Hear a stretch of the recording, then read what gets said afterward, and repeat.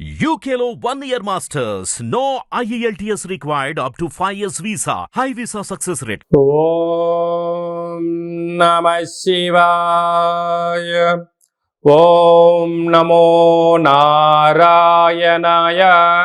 నరదృష్టి నివారణ, కర్మ నివారణ, సకల సంచిత కర్మ, ప్రారబ్ధ కర్మ, ఆగమిక కర్మ, దగ్ధ నివారణ, తులాభార కాల భైరవాయ నమో నమః. ఓం దిగంబరాయ విద్మహే తంత్రక్షేత్రాయ ధీమహి తన్నో సంహార కాల భైరవ ప్రచోదయాతు. ఓం శ్రీ మహాలక్ష్మీదేవ్యై నమోస్తుతే. ఓం గణానాం త్వా గణపతిగుం అవామహే కవిం కవీనాపవస్త్రవస్తవం జ్యేష్ఠరాజం బ్రహ్మణస్వత ఆన శృణ్వన్నోతిభిస్సీదసాదనగుం.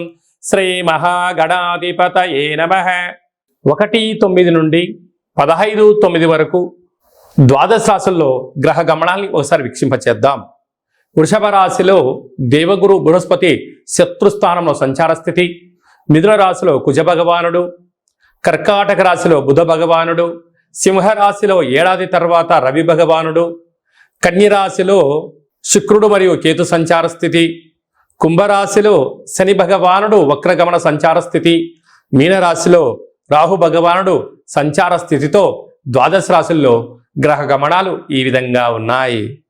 అందరికీ ముందస్తుగా వినాయక చవితి పండగ శుభాకాంక్షలు. వినాయకుడు అనగానే అవిఘ్నములను తొలగించి ఐశ్వర్యాన్ని ప్రసాదించేటువంటి భగవంతుడు కనుక ఆది పూజ్య మహాగణాధిపతి. అంటే ఏ పూజను మనం ప్రారంభించాలనుకున్నా పసుపుతో చేసిన గణపతి స్వామికి మనం పూజ చేసుకుంటూ ఉంటాం.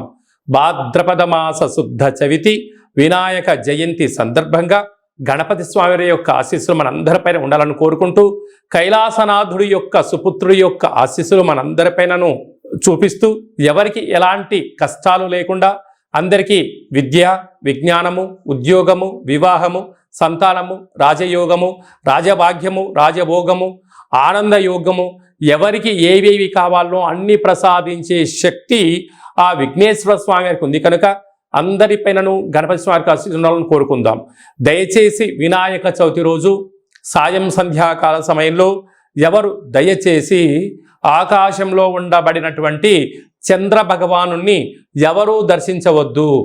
సోమవతి అమావాస్య, కాల అమావాస్య రోజున మిథున రాశి వారు ఎలాంటి విధులు పాటించాలో ఈ వీడియోలో సవివరంగా సంపూర్ణంగా తెలుసుకుందాం. మిథున రాశిలో ఏ నక్షత్రాలు వస్తానగా, వృషిర నక్షత్రంలోని 3వ పాదం, 4వ పాదం, ఆరుద్ర నక్షత్రంలోని 4 పాదాలు, పునర్వసు నక్షత్రంలోని 1, 2, 3 పాదములు కలిపితే మిథున రాశి. చాలామందికి పుట్టినటువంటి కాల సమయంలో డేటా ఆఫ్ బర్త్లు లేనటువంటి కారణం చేత పేరు యొక్క మొదటి అక్షరాన్ని అనుసరిస్తూ రాశిని తెలుసుకునే ప్రయత్నం చేద్దాం. కా, కి, కు, కం, అజ్ఞ, చ, కే, కో, హ అక్షరాల వారందరూ కూడా మిథున రాశి జాతకులే. మిథున రాశి యొక్క అధిపతి బుధ భగవానుడు.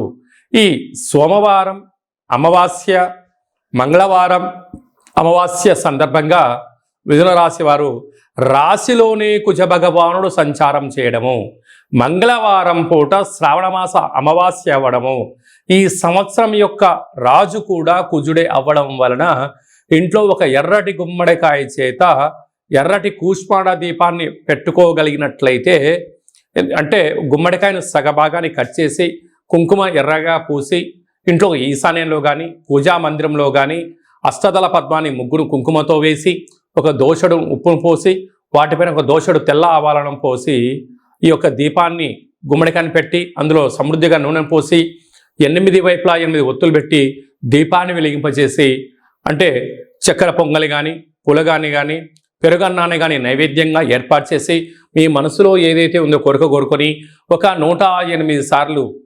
ఓం కాలభైరవాయ నమః అనేటువంటి మంత్రాన్ని ఉచ్చరింపచేసి అయిన తదనంతరము వీటిని సాకలి వాళ్ళకు దానం చేసినట్లయితే మనకు ఉండబడినటువంటి జాతకంలో ఉండబడినటువంటి రుణ సమస్యలు, రోగ సమస్యలు, శత్రు సమస్యలన్నీ కూడా గాలిలో కలిసిపోయి ప్రశాంతమైన జీవితానికి స్వాగతం పలుకుతారు అని చెప్పి గమనించాలి. అలాగనే వీరికి తృతీయంలో రవి బుధ సంచార స్థితి కావడం వలన ప్రభుత్వ ఉద్యోగ ప్రయత్నం చేసే వారికి చాలా మంచి కాలము. అర్ధాష్టమ శుక్రుడు అర్ధాష్టమ కేతు కారణం వలన చిన్న చిన్న విషయాలకు ఆందోళన తగదు. భాగ్యస్థానంలో శని భగవానుడు వక్రగమనంలో ఉండడం వలన నూతన వాహనాలు, బంగారు ఆభరణాలు, క్రయ విక్రయాలు యోగదాయకం. రాజ్యస్థానంలో రాహు సంచారం ఉండడం వలన అద్భుతమైనటువంటి వ్యాపార అభివృద్ధి గణనీయంగా పెరిగి ఆదాయం సమృద్ధిగా ఉండే అవకాశాలు ఉన్నాయి. వ్యయంలో దేవగురు బృహస్పతి సంచారం చేయడం వలన భక్తి మార్గము ఆధ్యాత్మిక మార్గంగా ఉండడం వలన అనవసరమైన ఖర్చులను నివారించగలిగితే మిథున రాశి వారంతా అదృష్టవంతులు లేరు అని చెప్పి గమనించగలగాలి.